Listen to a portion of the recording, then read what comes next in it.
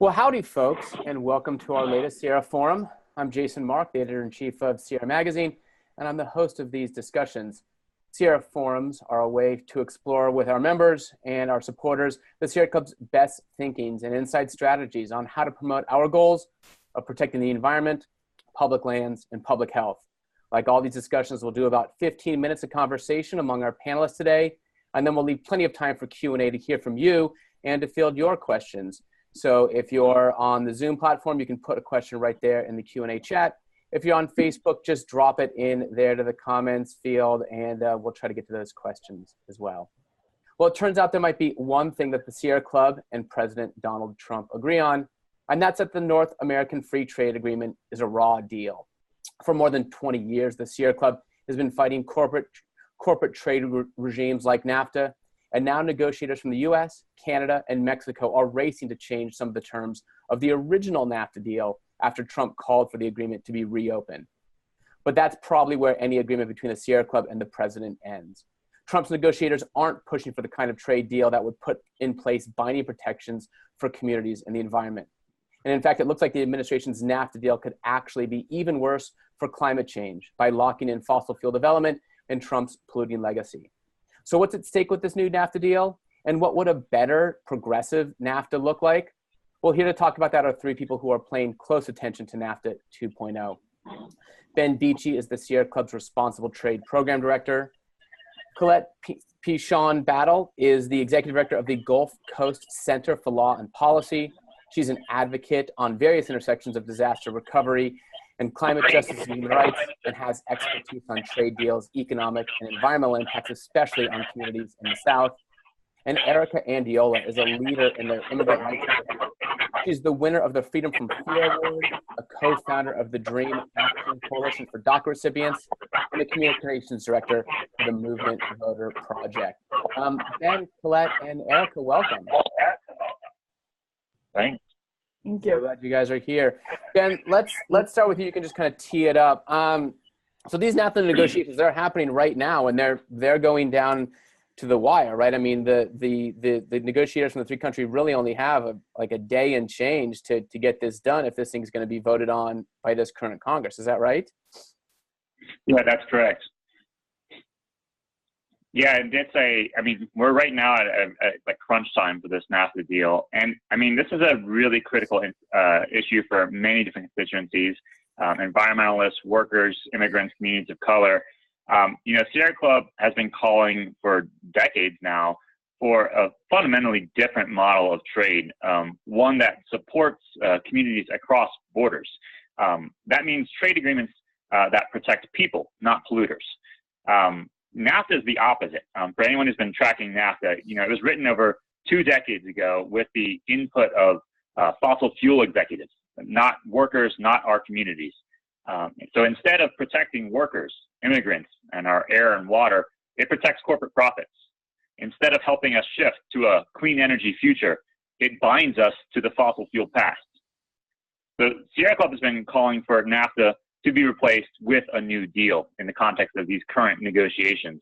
That is a deal with protections for workers and the environment across borders so that corporations can no longer bypass our hard-fought air and water protections by simply offshoring their pollution to communities on the other side of the border. We want a deal that helps us transition to a clean energy economy rather than binding us to decades more of fossil fuel dependency. But that, it looks like, is not the deal that Donald Trump has in mind. It's not the deal that his advisors are right now trying to seal behind closed doors. There are a few key changes that are being contemplated, but many of NAFTA's handouts to corporate polluters remain untouched. And even worse, as you mentioned, there are reportedly new climate-denying proposals for NAFTA 2.0 that could lock in Trump's polluting legacy for decades after Trump leaves office. And, for more details, we'll get into it here, but there's a report that just recently came out, written by economists in each of the three countries, that identifies how NAFTA is a barrier to climate progress and how Trump could actually make it worse. And just recently, the environmental community writ large spoke out about this and said, unless the talks dramatically change course, we will pledge a united opposition from the environmental community to any deal that puts the profits of fossil fuel executives above the needs of our communities, the health of our environment. And I do want to, we will get back to it later, Ben, but if folks want to Google it or look it up, I think we'll also be putting it there in the Facebook chat. The report I think that you're referring to is NAFTA 2.0 for People or Polluters. That was co-published by the Sierra Club, Greenpeace Mexico, and the Council of Canadians. So Colette, you work there in the Gulf Coast, which of course is the kind of epicenter of the North American petroleum industry. I wonder if you can explain, really how NAFTA, and especially this thing called the proportionality rule that really almost kind of locks in fossil fuel development and fossil fuel dependence. How does that really impact the people and the communities with whom you work there in the kind of greater Louisiana, Texas petrochemical heart? Yeah, thank you so much for that question. And my thanks to Sierra Club's trade team for bringing in the Gulf Coast on this important issue.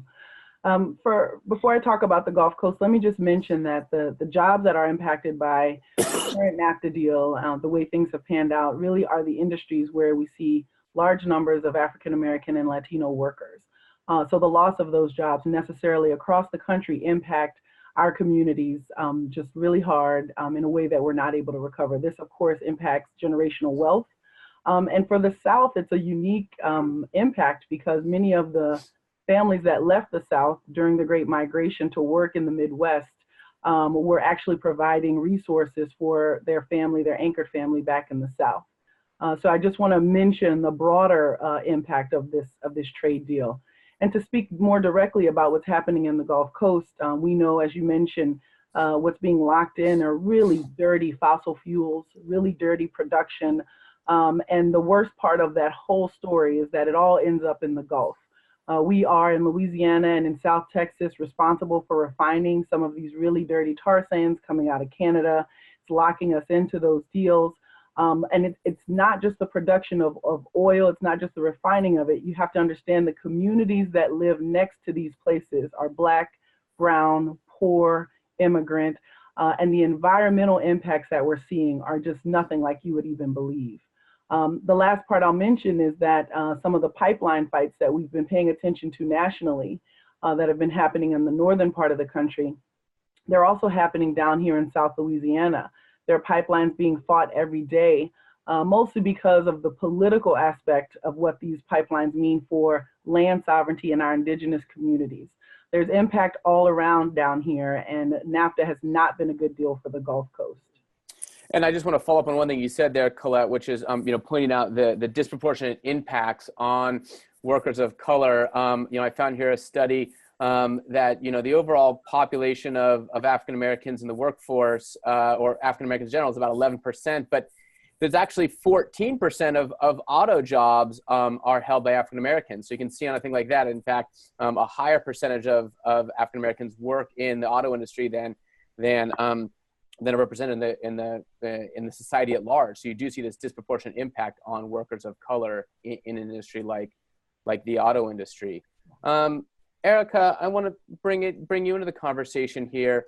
I think a lot of folks don't often make a connection between immigration from the South, from Mexico and from other countries, and corporate free trade deals, so-called free trade deals like NAFTA. And I'm wondering if you can illustrate how was it that NAFTA, and when NAFTA went into effect in the 1990s, pushed people, often against their will, from their homes and the places where they traditionally lived in, and push them north? Yeah, thank you for that, and thank you for having us and having this really super important conversation. I think for me, it was always just so frustrating to hear, the campaign promises that Trump ran on. So one was, many, right? But one of them was NAFTA. I'm gonna get rid of NAFTA, but also I'm gonna get rid of immigrants. And for me, it was like, of course, let's figure out what to do with NAFTA, because it definitely had an impact even in my family migrating to the United States and people who I know migrating to the United States. But let's get rid of immigrants. It does not match. It does not make sense. So just to talk a little bit of what does NAFTA have to do with migration and even with the environment. and the devastation that is caused in places like Mexico, and how it actually impacted even my life coming to the United States. Just to tell you a little bit of how that actually impacted me. I didn't really have much interest of what NAFTA was. I've been an immigrant rights organizer for about 10 years. And one day I was talking to my mom and I was asking her, do you know why is it that people in our family started migrating to the United States? And she tells me the story of a small town where we grew up, or actually she grew up. I grew up in another city, but she said we actually had this beautiful river in this small town in Mexico, in Durango, Mexico, where we used to go fishing. We used to basically live out of that river. We used to use the water to grow corn and to do everything that, obviously those communities use water for. And this company moved from the United States to Mexico, a paper company, right after NAFTA.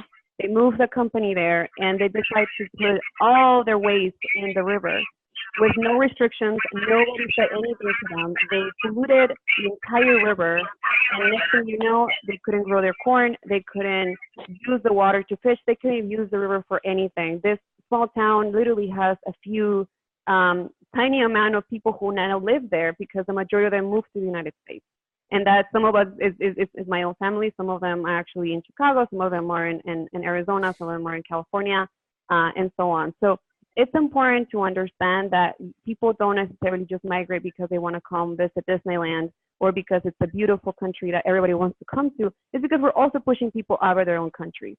And so let's understand that. And just two things real quick, and then I'll pass it over. It's one, we have to figure out how to make sure that this type of trade agreements are not forcing people out of their countries. And when we're focusing on workers, how we're focusing on workers in the United States, but also in Mexico and in Canada. How can we make sure that everybody is taken care of so that people don't feel like they have to migrate here? And also, how do we make sure that we are taking care of the environment in Mexico as well, so that those poor communities of, indigenous communities and others who really depend on corn and other goods that come from the land are not also forced to having to leave their families to come here and then come and hear that they have to go back because Trump wants to get rid of them. Right. I mean, I think you hear so much of the Trump rhetoric around immigration, and it's just really disconnected from the sort of larger forces that are driving people from their home. And I'm glad you mentioned corn. I mean, a lot has been written, right, about how the dumping of U.S. corn and subsidized U.S. corn really drove a lot of small landholders and farmers off their land, right, Erica?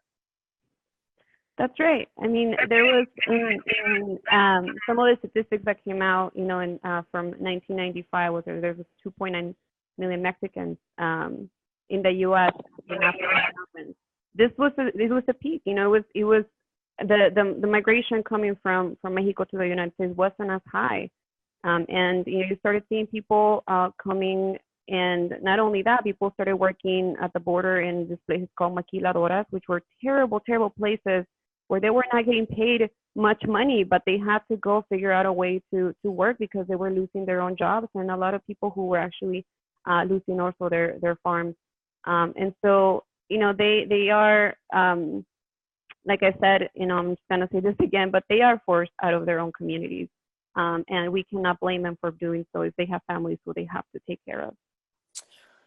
We're going to go to audience questions in just a second. I want to remind folks, you can post a question there on Facebook. If you're joining us via Zoom, you can put it right there in the Q&A dialog box. We'd love to hear from you. What do you think about NAFTA? Do you think it in general has helped or hurt North America? Who do you think is most impacted by NAFTA? And do you know anybody who's been personally affected by this corporate trade deal? So again, you can post your questions right there on Facebook or in the Zoom chat. Ben, coming back to this question about the intersection between NAFTA and fossil fuel development, what are some of the things that should be changed that sort of break that bond between this agreement and the way that it's fostering continued fossil fuel development?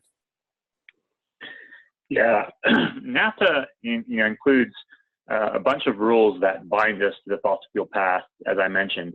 It was written in the late 80s, early 90s. The people who were consulted included fossil fuel executives. None of us who are on the line today, or none of our organizations, none of our constituencies even, were consulted in the writing of this deal. And so maybe it's a little surprise that today, 2 decades later, NAFTA is an obstacle to climate progress. I'll give you a couple examples. One, there's one NAFTA rule that locks in fracking and climate polluting tar sands oil in Canada, while giving banks a green light to finance more controversial oil pipelines like Keystone XL that cross from Canada into the United States. That's just one rule. The report that I mentioned found that just that one rule locks in the equivalent of the amount of climate pollution that Canada emits in 2 years. There's another rule that locks in U.S. gas exports to Mexico. What this means is it really fuels fracking in Texas and other places in the United States, in the Gulf South, as Colette has alluded to, in our communities. It also fuels continued reliance on climate polluting fossil fuels in Mexico. And in the meantime, it also fuels more expansion of gas pipelines between our two countries, such as the Trans-Pecos pipeline and other very controversial pipelines. So, we've been calling for a long time just to eliminate these straightforward giveaways to corporate polluters. We cannot tackle climate change while an outdated trade deal locks us into decades more of fossil fuel pollution. Again, though, that is not really what's on the table right now. Instead of eliminating these problems, the climate-denying Trump administration appears intent on making them even worse. They're, for example, reportedly considering a new set of rules for NAFTA 2.0 that would restrict, for years to come, Mexico's ability to curb fracking, Mexico's ability to curb offshore drilling. These are activities that government should have the prerogative, should have the policy space to say, yeah, we want to tamp down offshore drilling, we want to restrict fracking, so as to protect our communities, protect our air and our water, and to be able to transition to clean energy. If they succeed in putting this climate-denying rule into NAFTA 2.0, it would lock us instead into decades more of fossil fuel dependency. And Jason, can I jump in on that one? Yes, please. Because I'd like to link what Ben just said to what Erica mentioned a moment ago, which is forcing people off their land. There's a direct force of people off their land that we heard from Erica, and then there's this indirect and slow phenomenon that's happening here in the Gulf South. We're losing land at the fastest rate on the planet in South Louisiana, and it's being really attributed to a lot of the sea level rise that's happening with this acceleration of climate change. So not only are we hearing about the environmental pollutions in places like Mexico and Erica's family, but we're also seeing in South Louisiana the slow and steady need for relocation of whole communities because sea level rise is getting to that level. This trade deal accelerates that reality. This trade deal creates real consequences that have to do with jobs, yes, but also have to do with how our globe is reacting to what we're pushing up into the atmosphere. It's moving communities in many different ways. It's relocating people. This is not just an immigration issue. This is a global migration issue. Thank you so much for that, Claude. I really appreciate that. Really kind of putting the meat on the bones of this issue, as it were, and talking about what is actually happening on the ground there, or the case may be the disappearing ground there in southern Louisiana. We're going to go to some audience questions because we've got a lot and they're piling up here. And Erica, looks like a lot of them are for you, Erica. I wonder if you could just really quickly restate the corporation and the river and the town that affected, again, your family that your mother was talking about. Someone wants to know if you could just restate that. Yeah, absolutely. So, and and again, this story really comes from my mother, and really understanding, what was the reality that they had to live through. I actually got to visit the town before I migrated to the U.S. I'm a DACA recipient, so I came to the U.S. when I was 11. But in my childhood, I remember going to this town, and really we couldn't swim in the river anymore. And it was, one question after the other, why? And it was just like, the water is dirty. You can't go in there. You can't go in there. And it wasn't until my adulthood that I started asking questions again, like, oh, I remember that river, what happened to it? And then I started realizing that there was a huge amount of waste that was basically deposited in the river by this American paper company. And I was asking years, trying to figure out how that happened, and it was a very very direct connection to, a little bit after NAFTA that was able to happen. And so, like I said, that does have a huge impact, because people can migrate to the cities, and of course, people did migrate to Durango. I was born in a state called Durango, and so there's the city. And people would migrate to the city, but guess what? There's no jobs. People are really trying to figure out how they can get jobs in their own cities and in their own states. But when you can't find those jobs, then you are going to have to figure out where else to go. And guess what? There's the north, where there's a lot of jobs to do agricultural work here too, to do all kinds of other types of work that they know how to do. And so that's, it's just my story, but then the reality is that, it's a story of millions of other people who were forced to come here. And, people don't think about that when they start deporting them back, 20 years later. Right. I mean, I think one of the great, irony, it's not even irony, it was a calculated decision, right, is that NAFTA allows for the free movement of capital, finance, and goods, but not the free movement of people and labor. And that's an obvious disparity and equity there. A question, I think this is maybe for Ben or Erica, is the border wall at all going to be incorporated in NAFTA? That's a question for Facebook Live. Is there any way that this will affect, again, Trump's cockamamie paranoid fantasy for constructing a giant wall from the Pacific to the Gulf of Mexico? Erica? Well, I can give certainly my opinion. I don't know. I don't think I have kept up as much with the actual policy, perhaps as much as Ben. But in terms of my own opinion, I think it would just be a waste of money for people, waste of American money and taxpayers to put up a wall that it's not gonna do much. Like we have seen right now, there's a ton of people who are still being displaced from their own countries. Back then, NAFTA did displace a lot of people from Mexico. And now, as you have seen, there's even children coming from Central America out of violence and out of a lot of other hardship and harm, right, that they have been going through. And so they are seeking refuge. They're gonna come and try to seek refuge. And we think that the wall is going to be the only way to stop people from coming to the United States. It's not going to happen. We have to think globally. Why are people coming? And not just, try to use this terrible wall thing that he keeps talking about to make people think that that's going to be a solution, because it's not. And I'll pass it to Ben to see if there's any in terms of policy, how that's rolling. Yeah, he is, Trump is one of his infamous tweets. A couple of his tweets, he's been saying, yeah, maybe we can use NAFTA to try to finance the wall, actually. Hard to say exactly what he means by that, as with most Trump tweets. But yeah, it just, I think, really shows just how backwards Trump's entire view of trade, and NAFTA particularly, is. It's a xenophobic view. Trump's trade vision, Trump's trade agenda is an entirely xenophobic agenda. And the reality is, as Erica has pointed out so clearly, and as Colette has, NAFTA harmed communities and workers on both sides of the borders. Just to give one other example, in addition to the one that Erica mentioned, we used to have processing of lead batteries in the United States. We fought for years to protect our communities from lead pollution. We succeeded. We gained new protections against lead pollution. And all these corporations that were recycling lead batteries, instead of cleaning up their act, they decided just to take advantage of NAFTA and export their lead waste to Mexico, to communities in northern Mexico, like Matamoros and Monterrey. And now, today, you see that what that meant in the United States was a loss of jobs. There are only 8 companies left in the United States that process these batteries. So workers in the United States lost out. But in Mexico, meanwhile, they started importing our lead pollution into Mexico under NAFTA. NAFTA ensured they could do this free of charge.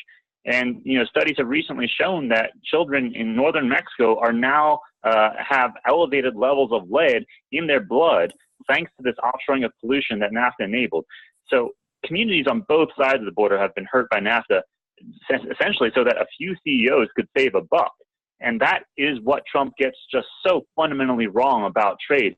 It is not about the U.S. versus Mexico. It is about corporations versus the rest of us. We've got a lot of questions piling up here from folks.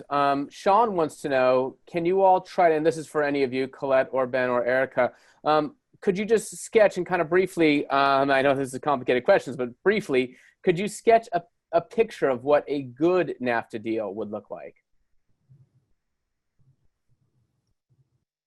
Yeah, this is Colette speaking. You know, one thing that we would like to see after doing so much human rights work here post Katrina and post BP and just sort of dealing with disaster, we would like a new NAFTA deal to be rooted in human rights principles. We would like for there to be equal say and transparency from these corporations and the people who are going to be impacted by what these corporations are allowed to do. And I think personally we need to hold to the Paris standards, if not better, from the Paris Agreement. And the NAFTA deal needs to reflect those standards, and it needs to, I think, go above and beyond those standards. But it could be a bottom, it could be a base level to start from. And those are just a few things we'd like to see in a good NAFTA deal. Ben, Eric, anything to add on that question on what a good NAFTA deal would look like? Yeah, I mean, I would just, go ahead. Yeah, I'm sorry. For me, you know, it's there's a lot there, but what I can think of is, you know, one is that it ensures environmental protections for all, you know, the countries involved, protects labor rights, and also raises living standards for all workers across the border. It's definitely a must to be able to deal with some of the issues that are happening now on migration. Yeah, I'll just third that exactly. Basically, NAFTA's full of protections for corporations. Strip them out, replace them with protections for people. That means requiring each country in NAFTA to enforce strong and binding protections for workers, immigrants, the environment, and basic human rights standards in line with international agreements like the Paris Climate Agreement and others. And that would, you know, help protect communities on both sides of the border while halting offshoring, helping create jobs. Unfortunately, that's, again, not what Trump is currently negotiating. Instead, they've talked about weak environmental terms that would allow corporations to continue offshoring more jobs and pollution, harming our communities for their bottom line. We've got a question here. First came from Greg over Facebook, but a couple of folks, Jake and Colburn, also asked this on the Zoom platform. And it's basically, what can we do? What can the folks who are listening in on this call or on this Facebook Live event, what can they actually do if, I think, as anticipated, the deal that or if any deal comes out of these negotiations right now, if it's disappointing, what can people do to make their voices heard?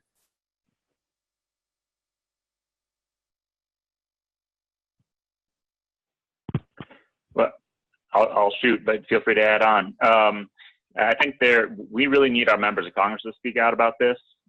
We cannot afford to lock North America's communities into another multi-decade trade pact that protects corporate polluters while ignoring climate change, the rights of immigrants, the well-being of working families. So we're asking members of Congress to speak up and to call for a new trade deal that prioritizes workers and communities hardest hit by the fossil fuel economy and not the CEOs who profit from it. So there's an online action. I believe that, you know, there'll be a link available where you can ask your member of Congress to say it loud and say it clear. It's past time that we replace NAFTA with a deal that protects people, not polluters. Colette? Yeah, I would totally agree with that. And if there's anyone watching this today or later who are members of the African American community, the Latino community, we have full caucuses in Congress who are silent or not loud enough on this issue, especially about how it's impacting their constituencies across the U.S. And so I would agree with Ben. It's time to get our congressional leaders to stand up and you know, be really loud about what we need and the standards that we want. And I also think it's imperative that we as communities impacted start learning these trade deals. I mean, this is one reason we're really grateful to be part of this conversation. But it has taken us to have community meetings, to have learning sessions, to ask Sierra Club's trade team to come down to the Gulf and break this stuff down because these things get really complicated. And I also think it's time for us to get our bar associations involved in some of these deals. I think if lawyers, not political side lawyers, just the ones right down the middle, if they saw these legally binding agreements, they would be in an outrage because our democracy is at stake, not just the environment and our workers. And Erica, any final words from you? Yeah, I mean, I won't add any more calls to actions because I think that's perfect. I would just add the urgency of this, and that is, you know, that we cannot have Trump go out there and tell his people, you know, 4 years after he got elected, that he was able to do both, you know, that he was able to renegotiate NAFTA and that he was able to get rid of all these immigrants. And at the end of the day, we got a terrible agreement. We got a lot of people harmed, not just in the short term, but in the long term. And we have people who are still getting deported and in detention centers every single day. And so this is really something that we have to make sure that we're working so that we have a solution, or else we are going to be suffering the consequences years from now. And that's exactly what's happening now. We are suffering the consequences of what NAFTA did in 1995 in Mexico, or before that or after that. And so we need to make sure that we're acting now, and that we're calling our members of Congress, and that we're having our friends learn what this is about, and that they're also calling, you know, they're telling their friends about it, and let's become organizers, mobilizers, and let's get this, you know, trade deal that's either get rid of it or make sure that it's a good one. Well, I want to thank all of you for all the work you're doing to promote those solutions and to fight back against this corporate trade deal, this NAFTA 2.0. Many thanks to Erica and Diola for all of your work. Thanks to you, Colette Pichon Battle, for the work that you're doing down there on the Gulf Coast. And of course, thanks to Ben Beachy there in the Sierra Club's Responsible Trade campaign. If you guys who are listening and are watching today want to learn more, again, find us sierraclub.org. Please look up the great work that Colette and Erica are doing. You can find us, as always, all the usual places: Facebook, Twitter, etc., online all the time at sierraclub.org, where you can also subscribe to our email list and, again, get plugged in with the Responsible Trade campaign. Thank you so much for listening, and continue your great works. Take care. Thank you. Thank you.